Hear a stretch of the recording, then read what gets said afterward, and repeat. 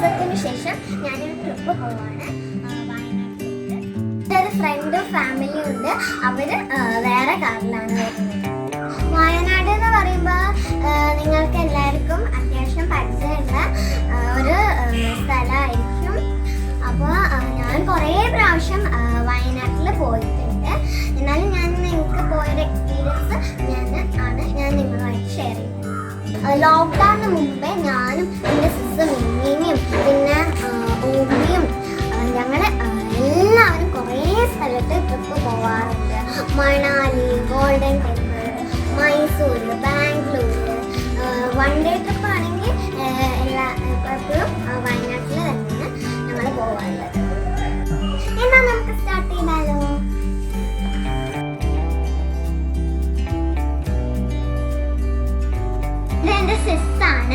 എൻ്റെ സിസ്സാണ് ഈ ട്രിപ്പിലെ ഡ്രൈവർ.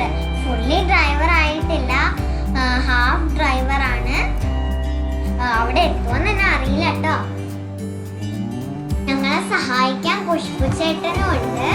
വയനാട് എന്ന് പറയുമ്പോൾ നിങ്ങൾക്ക് എല്ലാവർക്കും അത്യാവശ്യം അറിയുന്ന പ്ലേസ് ആണല്ലോ. 33ഓളം ടൂറിസ്റ്റ് പ്ലേസസ് ഉണ്ട്.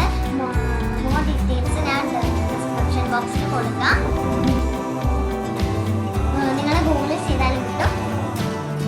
വയനാട്ടിലെ അടിവാരത്തെത്തുന്നതിന് മുമ്പ് ഒരു പള്ളിയുണ്ട്. എല്ലാ മതവിശ്വാസികളും പൈസ ഇട്ട് കൊടുക്കാറുണ്ട്. ഇത് നിർബന്ധമൊന്നുമില്ല. ഇത് ഇട്ടാൽ അപകടമൊന്നും പറ്റില്ല എന്നാണ് എല്ലാവരും വിശ്വാസം. ഞങ്ങളിപ്പോൾ ചുരം കയറാൻ തുടങ്ങി. 9 വളവുകളാണ്. ഈ 9 വളവുകളിൽ വ്യൂ പോയിന്റ് എന്നാണ് അതിന് പറയുന്നത്. ഈ വ്യൂ പോയിന്റ് നോക്കിയാൽ വണ്ടികളൊക്കെ ഇങ്ങനെ തീപ്പട്ടി പോലെ ഇങ്ങനെ പോകുന്നത് കാണാം. അവിടെ നിന്ന് നോക്കിയാൽ കോഴിക്കോട് ബീച്ച് വരെ കാണാൻ പറ്റുമെന്നാണ് പറയപ്പെടുന്നത്. പക്ഷെ ഞങ്ങൾക്ക് നിർത്താൻ പറ്റിയില്ല. ലോക്ക്ഡൗൺ ആയതുകൊണ്ട് അവിടെയൊക്കെ ബ്ലോക്ക് ഇട്ടിരിക്കുകയാണ്. ഞാൻ വയനാട്ടിൽ വരുമ്പം ഏറ്റവും കാണാൻ ഇഷ്ടപ്പെടുന്നത് മങ്കീസിനെയാണ്. ഇവരിപ്പോൾ ഭക്ഷണം തേടാൻ വളരെ മടിയന്മാരാണ്. അപ്പോൾ യാത്രക്കാർ വരുമ്പോഴൊക്കെ ഇവർ ഭക്ഷണം കിട്ടാൻ നോക്കിയിരിക്കും. ഞാനിപ്പോൾ നിൽക്കുന്നത് ചങ്ങലമരത്തിൻ്റെ അടുത്താണ്. ചേമ്പി ഇവർ രണ്ടാളും എൻ്റെ ഫ്രണ്ട്സാണ്, ഹയയും ബാദിനും. ഈ ചേമ്പിൻ്റെ പിന്നിലൊരു കഥയുണ്ട്. കരിന്തണ്ടൻ എന്ന് പറഞ്ഞൊരു ആദിവാസി വയനാട്ടിലേക്കുള്ള വഴി കണ്ടുപിടിച്ചു. അപ്പോൾ ബ്രിട്ടീഷുകാർ ഇവിടെ തോക്കുകൊണ്ട് വെടിവെച്ച് കൊന്നു. അപ്പോൾ കരിന്തണ്ടൻ്റെ ആത്മാവ് ഇവിടെയൊക്കെ ചുറ്റിപ്പറ്റിയിട്ടുണ്ടെന്ന് ആൾക്കാർ വിശ്വസിച്ചു. അപ്പോൾ അലിഞ്ഞു തിരിഞ്ഞ കരിന്തണ്ടൻ്റെ ആത്മാവിനെ ചങ്ങലയിൽ തളച്ചിട്ടു എന്നാണ് ആൾക്കാരൊക്കെ ഇപ്പോഴും വിശ്വസിക്കുന്നത്. മുകളിൽ ഇങ്ങനെ കോടമഞ്ഞ് എപ്പോഴും ഉണ്ടാവും. പിന്നെ അതിൻ്റെ ഇടയിലൂടെ ഇങ്ങനെ കുഞ്ഞു കുഞ്ഞു അരുവികളും തോടുകളും ഒക്കെ ഉണ്ടാവും. വയനാടിൻ്റെ ഭംഗി കൂട്ടുന്നത് അവിടുത്തെ തൈലത്തോട്ടവും കാപ്പിത്തോട്ടവുമാണ്. മുകളിൽ ഇങ്ങനെ കോടമഞ്ഞ് ഇങ്ങനെ എപ്പോഴും ഉണ്ടാവും. ഇതിൻ്റെ മുകളിൽ കയറിയാൽ വയനാട് മൊത്തം കാണാം എന്നാണ്. ഇപ്പോൾ ലോക്ക്ഡൗൺ ആയതുകൊണ്ട് ഇതൊക്കെ ബ്ലോക്ക് ചെയ്തിരിക്കുകയാണ്. ഞാൻ ഭക്ഷണം കഴിച്ചതാണ് എനിക്ക് ഏറ്റവും ഇൻട്രസ്റ്റിംഗ് ആയിട്ട് തോന്നിയത്.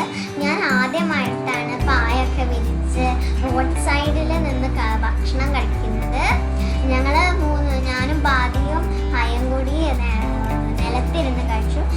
ഗ്രോണപ്സ് ഒക്കെ ഇങ്ങനെ പാറപ്പുറത്ത് മതിലൊക്കെ ഇങ്ങനെ ഇരുന്ന് കഴിച്ചു. വീട്ടിൽ നിന്ന് ബിരിയാണി കുക്ക് ചെയ്ത് കൊണ്ടുപോയതായിരുന്നു. ഇതെനിക്ക് വളരെ ഡിഫറെൻ്റ് എക്സ്പീരിയൻസ് ആയിരുന്നു.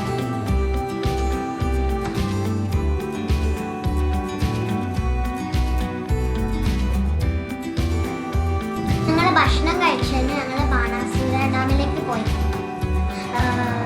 ഞങ്ങൾ ടിക്കറ്റ് എടുത്തു. ബാണാസുര ഡാമിൻ്റെ മുകളിലേക്ക് പോകാൻ ചെറിയ മിനി ബസ്സുകളുണ്ട്.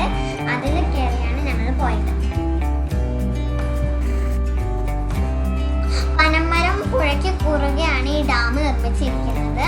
മണ്ണുകൊണ്ടാണ് ഈ ഡാം ഉണ്ടാക്കിയിരിക്കുന്നത്. നിങ്ങൾ കാണുമ്പോൾ കുറേ ദ്വീപുകളൊക്കെ കാണാൻ പറ്റും. നല്ല ഭംഗിയുണ്ട് കാണാനായിട്ട്. ഇതിൻ്റെ ആഴം, വലുപ്പം, നീളം ഒക്കെ നിങ്ങൾ ഗൂഗിളിൽ സെർച്ച്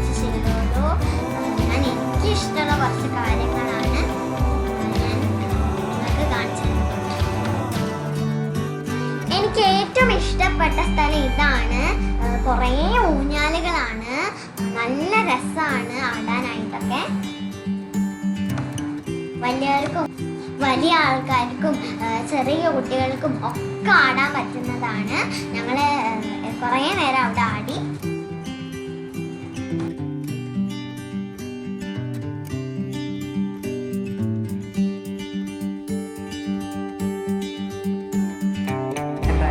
ഇവിടെ വൈകുന്നേരം 5 മണിയായി, നല്ല കാറ്റുണ്ട്.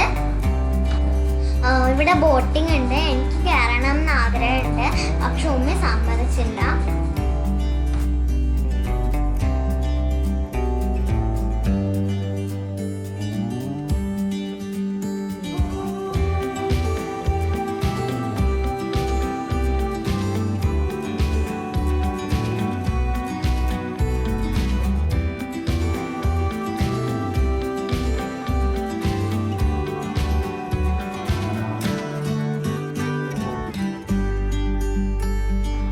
അവിടെ ചെറിയ ഷോപ്പ് ഉണ്ടായിരുന്നു. അവിടുന്ന് ഞങ്ങൾ ഐസ്ക്രീമും ഡ്രിങ്ക്സ് ഒക്കെ കഴിച്ചു.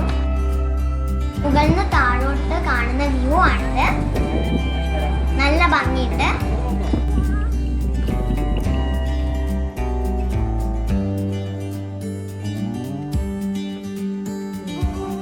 ഇവിടെ നല്ല കാറ്റുണ്ട്. കാറ്റിന്റെ ശബ്ദമാണ് നിങ്ങളിവിടെ കേൾക്കുന്നത്.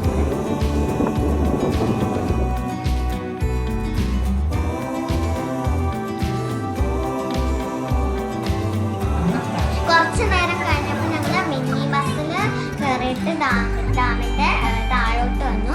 അപ്പോൾ നോക്കുമ്പോൾ അവിടെ ഒരു ചെറിയ മിനി പാർക്ക് ഉണ്ട്. അപ്പോൾ ഞാനും ബാദിനും ഹയൊക്കെ അവിടെ നിന്ന് കുറച്ച് നേരം കളിച്ചു. ഇവിടെ റോപ്പ് വേയും ഉണ്ട് കേട്ടോ.